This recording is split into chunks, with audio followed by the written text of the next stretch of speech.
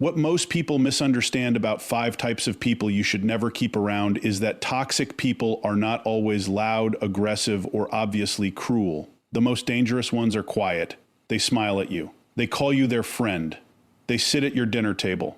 And slowly, so slowly you barely notice, they drain everything that makes you you. Here is what nobody tells you. Your nervous system is taking notes on every person in your life, every conversation, every interaction.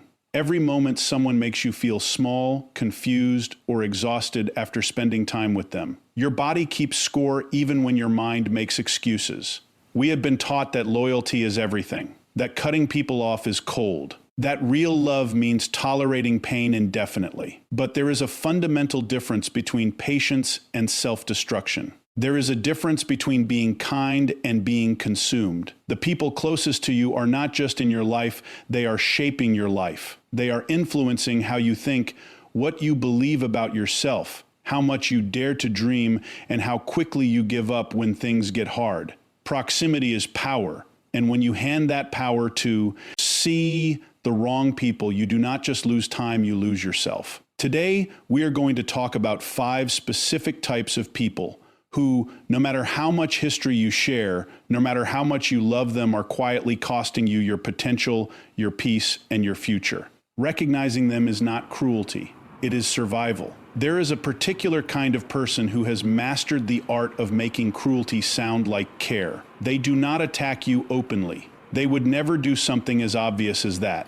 Instead, they wrap their poison in the language of honesty. They say things like, "I am just telling you the truth because I love you." They say, "Someone has to be real with you."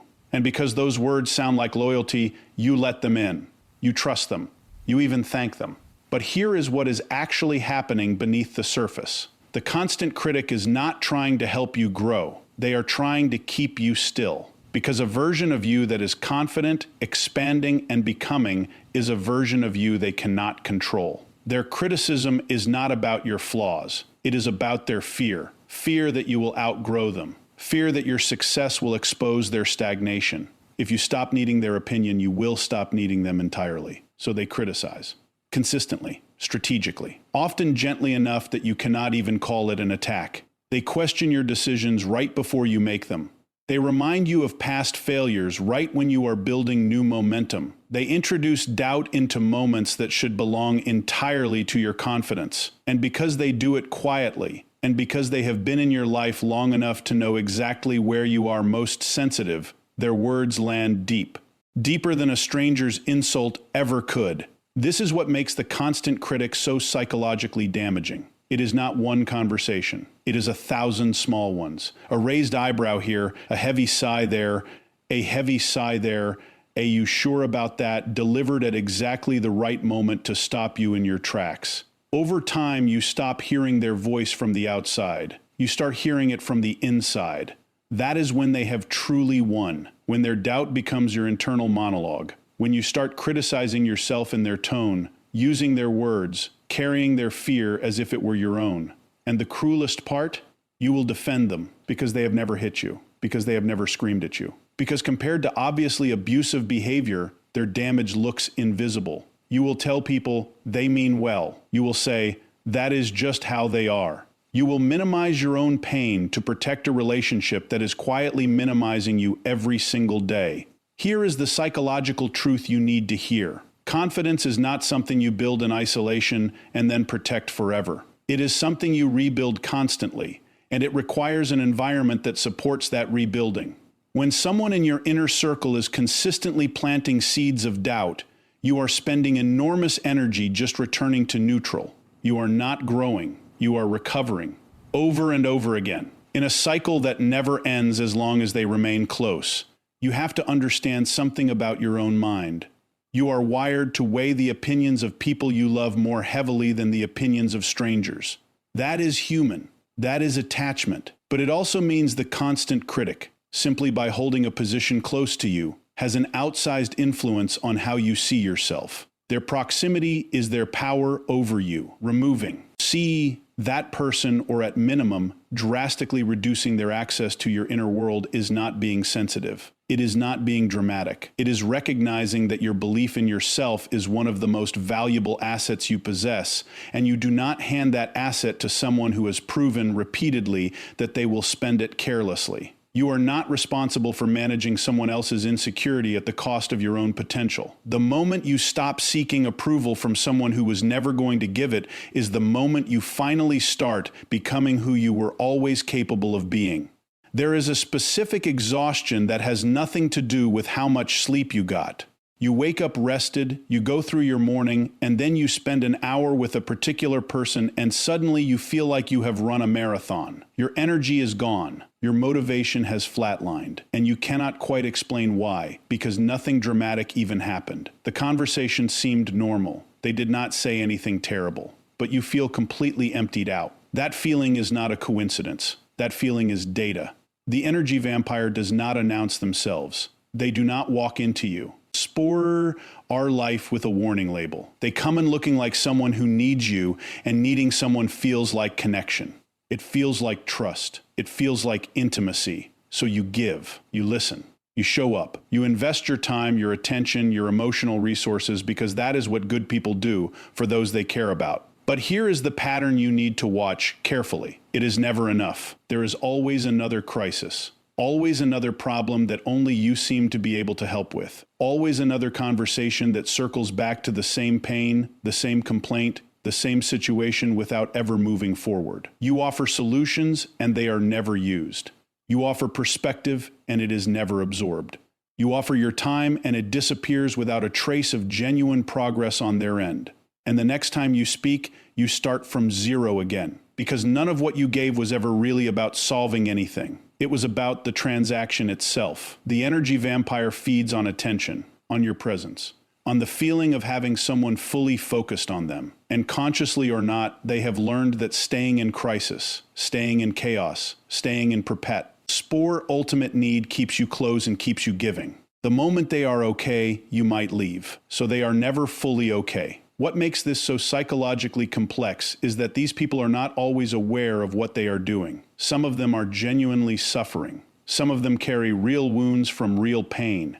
And your empathy, which is one of your greatest strengths, becomes the very thing they rely on to keep the cycle running. You feel guilty stepping back because they are hurting, but you do not notice that they have been hurting in the exact same way, at the exact same intensity, for years. And your presence has not helped them heal. It has helped them stay comfortable inside the wound. That is the hard truth about enabling. Sometimes the most loving thing looks, from the outside, like abandonment. Your energy is not an infinite resource. This sounds obvious when you read it, but most people do not actually live like they believe it. They give and give and give, and they tell themselves that pouring into others is noble, and it is when it is reciprocal, when it is mutual. When both people leave the interaction feeling seen, supported, and recharged. But when the exception applies, it is not a relationship. It is a drain with a face. You need to start paying attention to how you feel after you spend time with someone. Not during, because during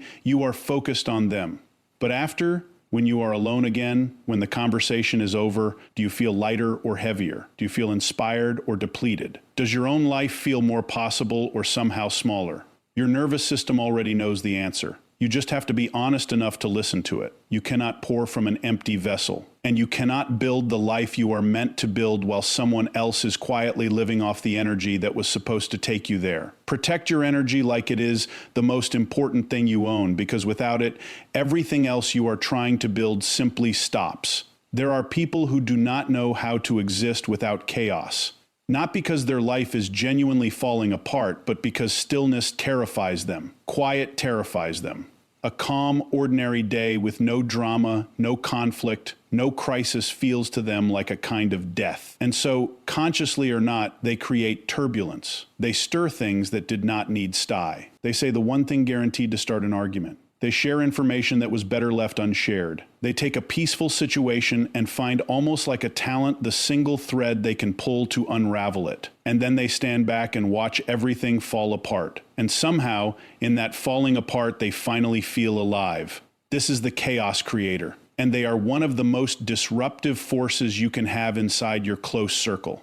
Here is what you need to understand about how they operate. They are not sitting in a room somewhere plotting your destruction. This is rarely a calculated, conscious strategy. What is happening is far more psychological than that. The chaos creator grew up in an environment where chaos was normal, where instability was the baseline, where love and conflict were so intertwined that they became indistinguishable from each other. And because the human brain is wired to seek the familiar, even when the familiar is painful, they recreate that environment everywhere they go, in every friendship, in every relationship, in every room they spend enough time in. Chaos is their comfort zone, even though it looks from the outside lie. Key suffering.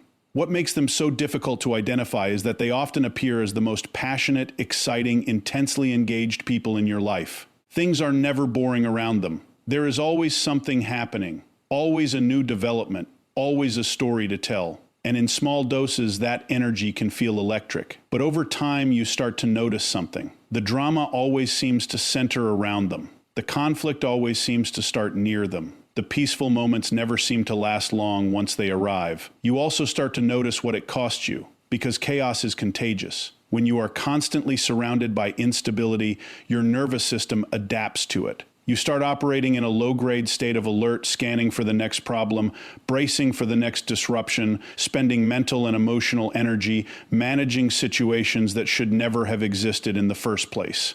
Your capacity for deep focus shrinks. Your ability to feel genuine peace becomes impaired. You forget what it feels like to simply exist without waiting for something to go wrong. And that is what the chaos creator ultimately steals from you. Not just your time, not just your patience, your sense of what normal feels like. Because when chaos becomes the weather of your daily life, you stop believing that calm is even possible for you. You start to think that this is just how life is. That relationships are supposed to be this exhausting. That peace is something other people have, simpler people, luckier people, but not you. That is a lie that proximity has taught you. The chaos creator does not need your rescue. They need professional help that you are not equipped to provide. And every time you wade into their chaos trying to fix it, stabilize it, or manage it, you are not helping them heal. You are giving them a more sophisticated stage to perform on. You are making their disorder more comfortable, which means they have less reason to ever confront it. You are allowed to want a quiet life. You are allowed to want relationships that feel like solid ground instead of shifting sand. You are allowed to build something steady without someone standing nearby, waiting to shake the foundation just to feel something. Peace is not boring. Peace is where everything you actually want gets built, and you will never build it in the middle of something. Storm. There is a specific kind of loneliness that hits you not when you are alone, but when you share your dreams with someone who should celebrate them. And instead, you watch their face do something subtle, something small. A flicker of doubt, a half smile that does not quite reach their eyes. A pause that lasts just a beat too long before they say, "Yeah, but have you really thought this through?" And in that moment, something inside you quietly deflates.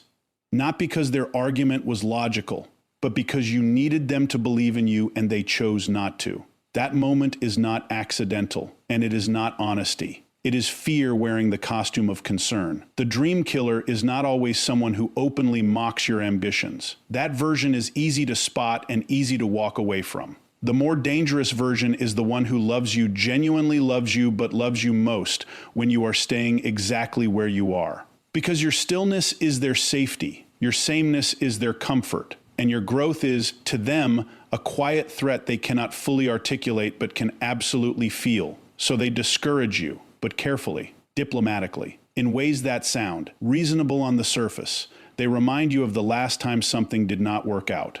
They bring up financial risk right when your excitement is at its peak. They introduce worst-case scenarios into conversations that were full of possibility just moments before. They ask questions designed not to help you think more clearly, but to make you doubt whether thinking about it at all was worth your time. And because they frame all of this as looking out for you, you absorb it. You internalize it. You start running their voice through your head every time a new idea surfaces. Over time, you stop sharing your dreams with them. But here is what is insidious about that: you also start sharing fewer dreams with yourself. This is the deepest damage the dream killer causes. It is not just that they talk you out of specific goals. It is that they gradually reshape your relationship with ambition itself. You start self-editing before you even begin. You start shrinking ideas before they have had a chance to breathe. You start applying their skepticism as a filter to your own imagination, and what gets through that filter becomes smaller and smaller and smaller and smaller until one day you look at your life and wonder when you stopped wanting things. You stopped wanting things the day you let someone else's ceiling become your walls. Here is the psychological reality underneath all of this. When someone is not actively building towards something meaningful in their own life, your ambition holds up a mirror they did not ask to look into. Your drive reminds them of their own dormant dreams. Your courage highlights their own fear. And rather than letting that be an inspiration which would require them to do the uncomfortable work of self-examination, it is far easier to bring you down to a level where the mirror disappears, where everyone is standing still together and nobody has to feel the discomfort of comparison. This is not malicious in most cases. But the impact on your life is the same regardless of the intention behind it. You have to become fiercely selective about who gets access to your ideas in their early stages. A dream in its infancy is extraordinarily fragile. It does not yet have the evidence, the momentum, or the proven results to defend itself against sustained skepticism. It only has your belief. And if you hand it to someone who immediately begins dismantling that belief, you are not getting feedback, you are getting sabotage dressed in familiar clothing. Find the people who lean forward when you talk about your future, who ask questions that expand the idea rather than shrink it, who have enough courage in their own lives to recognize and honor it in yours. Because the size of your life will largely be determined by who you allow in the room when you are still figuring out what is possible. Do not give that room to someone who has already decided. The answer is nothing.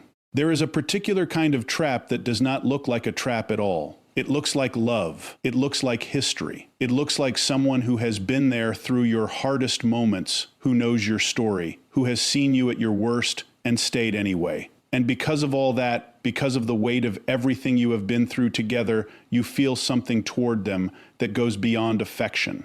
You feel obligated. You feel like you owe them. Like leaving or even just creating distance would make you a bad person, an ungrateful person, someone who forgets where they came from. That feeling is not loyalty. That feeling is a leash. And someone, I put it there on purpose. The guilt manipulator is the most sophisticated of all 5 types because their primary weapon is not anger, not chaos, not criticism, not neediness.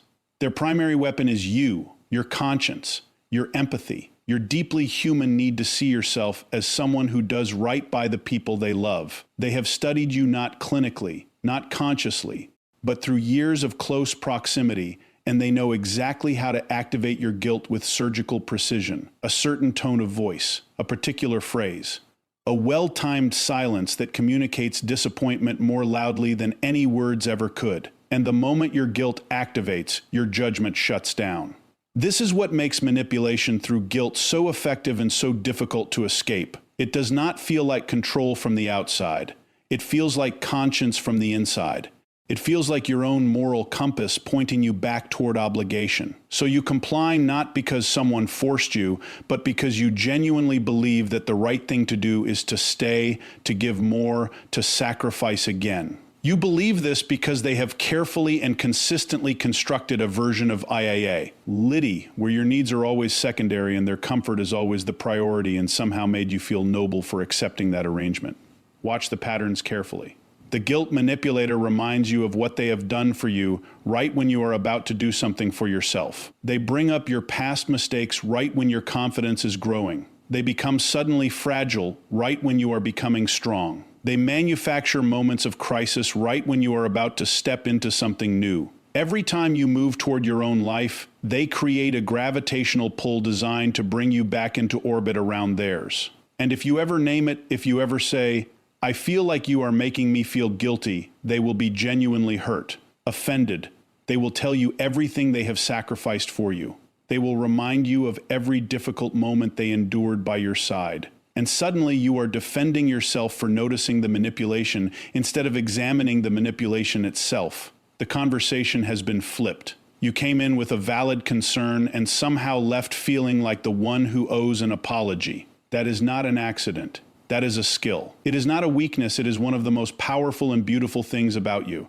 But unprotected empathy in the presence of someone who exploits it is not compassion. It is vulnerability without a boundary. And a person who genuinely loves you will never weaponize your capacity to care. They will never use your goodness as a mechanism of control. Real love does not keep score. Real love does not present invoices. Real love does not make you feel that your freedom must be continuously purchased with guilt. You are allowed to love someone and still choose yourself. You are allowed to honor a shared history without being imprisoned by it. You are allowed to feel gratitude for what someone once gave you without surrendering your entire future as repayment. The moment you realize that someone's love has conditions attached, and that those conditions always seem to require you to be smaller, stiller, and more dependent than you are capable of being, that is not a relationship worth protecting at the cost of your own life. You cannot heal in an environment that profits from keeping you broken, and you cannot become who you are.